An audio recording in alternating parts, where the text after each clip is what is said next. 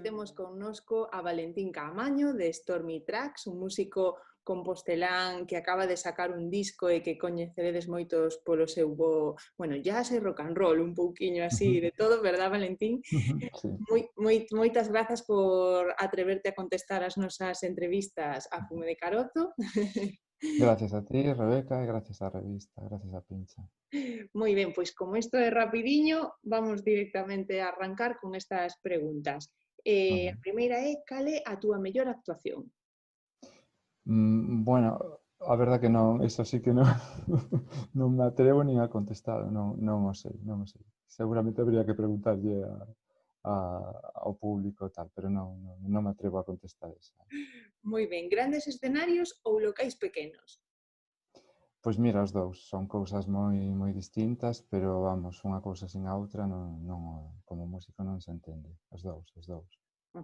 Un ou unha artista a que irías ver, vamos, o fin do mundo, onde fixera falta? Mira, hai dous actuais que ainda están actuando, un é Brian Setzer, o líder dos Stray Cats, e outro é Peter Bernstein, guitarrista de jazz, que para min é unha referencia. Un ou unha compañeiro de escenario? Polos anos e polo vivido, pola confianza del dentro e fora do escenario, Alfonso Calvo. Un ou unha compañeira de vida? Ana, a miña muller. Un disco que sempre recomendas? Bueno, aí hai moitos, pero un que suelo recomendar moito, tanto a alumnos como a xente que non está metida moito na música, é o disco de Feeling the Spirit de Graham Greene, unha pasada de disco. A que músico ou música levarías a comer fora? Mira, a verdade é que é un músico que xa faleceu e que eu evidentemente non coñecía personalmente, pero sí moito musicalmente, que o guitarrista Jim Hall, sí, que me gustaría levalo, habelo levado a cenar ou ter a oportunidade de coincidir con ele, ter unha charla nunha cena con ele, sí. E onde sería esa cea? Bueno, non sei, a mí, por exemplo, me gusta moito Casa Rosa aí na Pobra, pues, gustaréme ali, por exemplo. Apuntamos. E ti és xente de bar? Sí, son xente de bar, sí. E de tapa ou de prato? Bueno, eso depende do día. Dame igual, depende do día. Hai día que estou máis de tapa, outro día que me apetece máis prato. Depende do día e de se vai celebrar ou non, depende. E de barra ou de mesa? De barra, son máis de barra, sí. Cociña tradicional ou de fusión? Pois a min gustame probar cociña de fusión, pero son de tradicional, son de... E que dirías que non podes facer co estómago baleiro?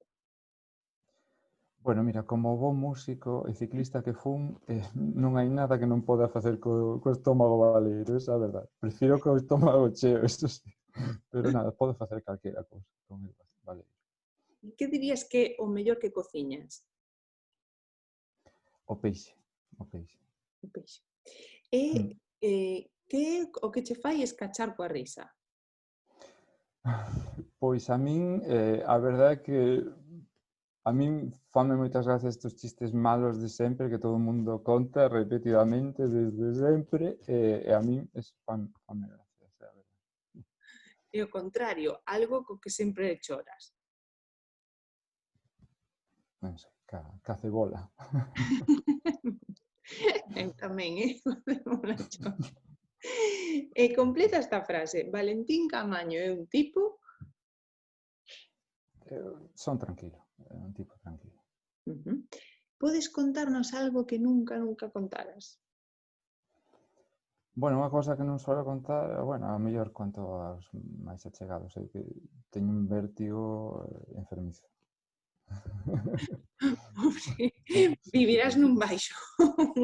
Pois non, vivo nun sétimo, a verdad, pero non me asomo e teño que decir isto queda políticamente incorrecto, pero ten que ser miña muller sempre a que colga a roupa, porque eu non podo. E que ademais un sétimo. Imposible.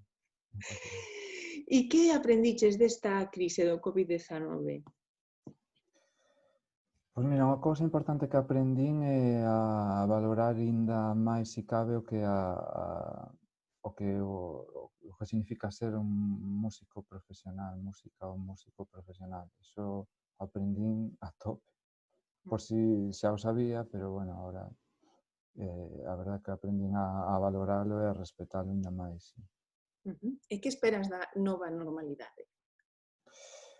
Bueno, pois mira, eu creo que o que esperamos todos, que haxa saúde e que haxa traballo. A verdade que é o que espero. Non moito máis, pero nin máis nin menos.